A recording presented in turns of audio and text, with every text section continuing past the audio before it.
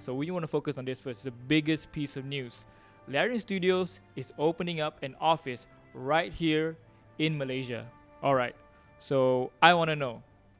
You probably glossed over this and you probably answered this question 100 times already, but why Malaysia? So Larian is organized actually as 4 studios. So we have a studio in Russia, we have one in Belgium, one in Dublin, and then one in Canada. And one of the things we do is that each studio works on the game and then basically passes it over as they go to sleep to the studio further along the line of the sun, if you want. And so we now have about 17 hours of game development that we can do on a day without anybody doing any overtime. And the one thing that was still missing was a studio in the East. So last year we started looking for where we were going to put ourselves. And so we looked for a long time. I came to Malaysia in January of the year. So ultimately we decided it was going to become Malaysia because people speak English here. It's very good English. The location is perfect. It's 6 hours away from the Belgium studio.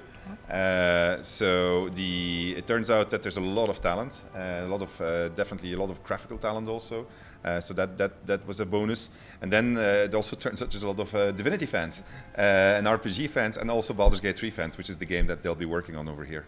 Well, there you have it. So we were chosen because, not just because of geographical reasons, but also because we are diehard fans of Divinity series and also Baldur's Gate, of course, which is, most of our older readers will probably be more accustomed with. Which brings me to the next question.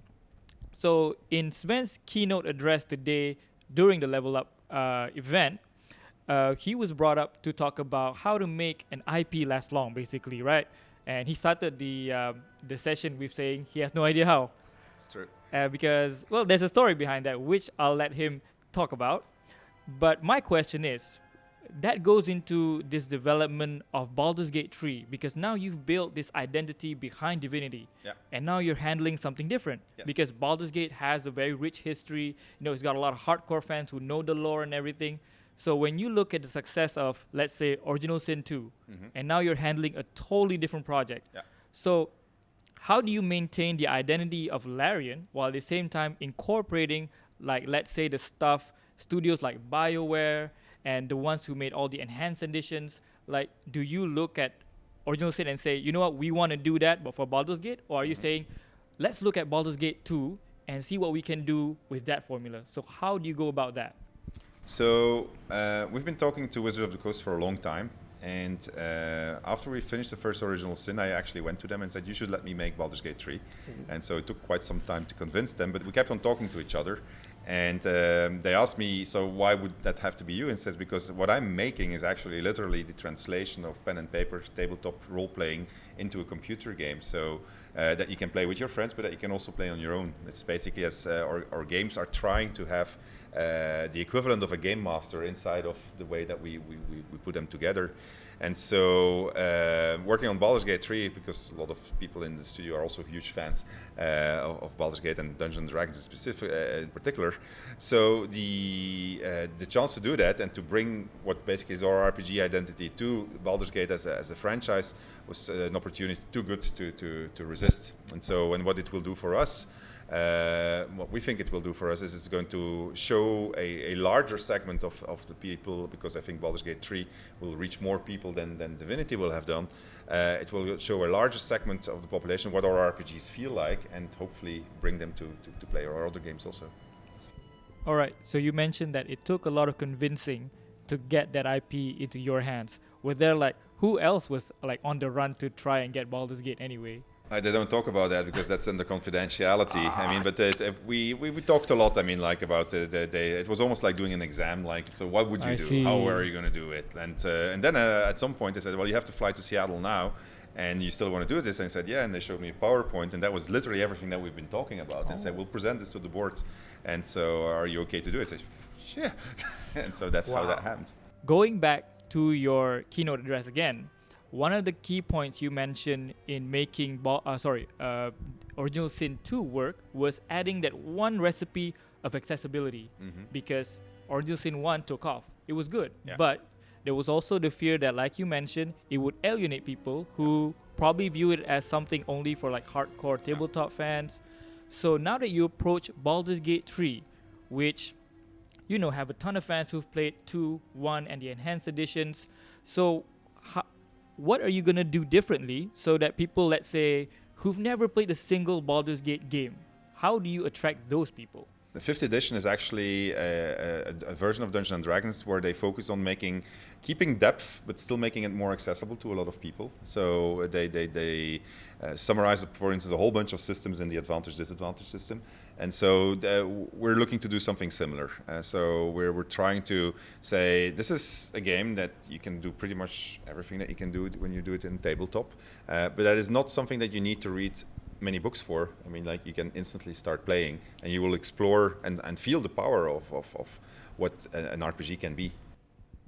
Okay, good. Which is basically a solid confirmation that just like Original Sin 2, it's going to be quite accessible to people who've never played a single Baldur's Gate game then. Yeah, I mean, like, it's being made both for Dungeons and Dragons fans, but also for non-Dungeons and Dragons fans. So it is, I mean, Dungeons and Dragons is super rich, has lots and lots and lots of lore. It's a very rewarding universe to work in. It's very easy to come up with IDs because essentially all of the books, all the campaigns that they publish are ID generators. So we hope that more people will actually discover it, what it means when they're going to be playing BG3. What's the vision now? Because there have been so many years that we've left the Baldur's Gate universe now, and now we're finally coming back. Mm-hmm. So like this IP finally lands onto you. So what's the vision? Where are you going to take us with this? Well, there's a bit of the veil that has been lifted. They recently released a campaign which is called Descend into Avernus, and so we did cooperate on that. So we're actually in the credits. Ooh, okay. So that is as much as I'm going to tell you. And of course, the game doesn't it's still very early, and now they're hiring for the Malaysian studio, right? Yes, you guys are hiring. Correct, yeah. So come on board to Larian Studios, help them make Baldur's Gate 3 so that Sven can get some sleep. Because now they're doing that whole 24-hour cycle thing. So like the game is always being made around the world, and you can be a part of that. So now I want to go to the stuff you talked about in your journey of building the Divinity IP and brand, right?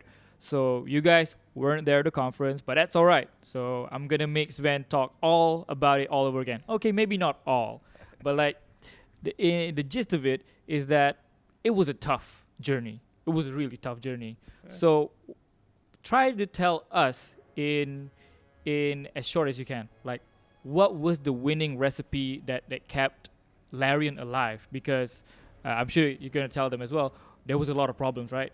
We always thought that we were going to be good at making these games. It was hard to find the money to make them because nobody was really making them the way that we wanted to make them. So there was no proven other RPG out there that was actually doing what we wanted to do. And so to get the money to make the games that we wanted to make was very hard. So publishers, they looked at action RPGs and said, that's how you make an RPG. And they say, not really. Yeah, that's how you make it. All right, you want the money? That's what you're going to do. And so we had to fight for a long time against that. And we had to do a lot of work for hire to be able to survive, basically. And eventually we accumulated sufficient money to be able to make the jump where we said, okay, now we're going to do it our way. And we had the help of Kickstarter. We had the help of digital distribution, Steam, and so forth. And those things make the difference. Those allowed us to actually make the game that we wanted to make. And it turned out that it was a successful formula because Original Sin 1 showed that. And then with Original Sin 2, we showed that it was more than a one-hit wonder, that there was actually a market for these type of games, making according that we like to make them. And so that we were very, very lucky with that because obviously the formula might not have worked also. So basically, it was this drive because you looked at all the games in the RPG market and you thought, those aren't the RPGs that we want to play. Plenty of them serve as inspiration also. And the most recent RPG that I think is fantastic is Disco Elysium, which is a fantastic game. So it's not that, it's just that I thought that we could also make something that was really, really good. I mean, we just needed to have the chance to do it. And so we had to create that chance for ourselves, and that's where the journey became tough, because we had to fight our way up, essentially. There was a lot of failures along the way. What were the factors that caused these failures? Because in the keynote, he mentioned that some of them were repeated mistakes. Yes. So what were those repeated mistakes, and why did that happen? So there was a mismatch between us and the publishers that we signed up with. The publishers obviously were thinking of investing in a game and having a certain amount of revenue come out of the game at a certain point in time. And we were invested in making a game. And so we wanted to make the best game possible. And so the budget and the quality and the time, and the triangle of time, budget, quality, were fighting with each other because you can't move all of them. We wanted to keep on moving the quality, and we didn't really care about the time and the budget. They cared very much about the time and the budget. So that was and that battle happened multiple times and always ended up badly for us because we were the weaker party in this. So our fortune changed when we finally could take control of the time and the budget ourselves and say, well, you know what, we were just going to push it as far as we can so that we can up that quality level. That brings me to a bit more of a personal question. How did the Larian crew, the founders, including yourself, how did you guys start liking RPGs? What was your beginning point of your nerd life? When I was born. My nerd life began when I was sick and when I was 12 years old, and I was very sick, and so I couldn't move anymore, and somebody gave me a ZX81, which was a computer with 1K of memory. And my parents had a restaurant and they lived next to an arcade hall. So I spent a lot of time in that arcade hall, but I couldn't go anymore because I was stuck in my bed. Oh. And so I started programming on that ZX81, and I loved it because I could make a game with it. And so like this, I kept on making games and going forward. And then the next thing that happened is after all these games, I discovered fantasy and science fiction and reading books. And so that sold me completely into nerd life. I see. Well, there you have it. That's how Sven's life as a nerd began. And if you're a nerd as well, you've got aspirations to make your own game. Well, here you have it. You know, somebody made it, so you can probably make it as well. And very true. So, what would you say? You know, I want to dedicate this to all those dreamers out there who want to make games, who want to make something. You know, with all the fantasy and stuff that they've read throughout their life, they're thinking like you. You know, I want to make something like that as well. Mm-hmm. What do you say to them? Like, because it's a different day and age now. Right now, you know, because of the digital distribution, everything you mentioned. So what would you say to these people now? I would say just do it and don't give up. Like every single time you make, even if it fails, because we had several failures also, it doesn't mean that it's the end of it, because you will learn as you do, right? And you get better. And there's no school for this. The only way that you can get good at this is by doing. You have to get better and better at your craft, and then if you have to have a bit of luck also. That's true. But I mean, just do it. Just do it, guys. Just keep on going.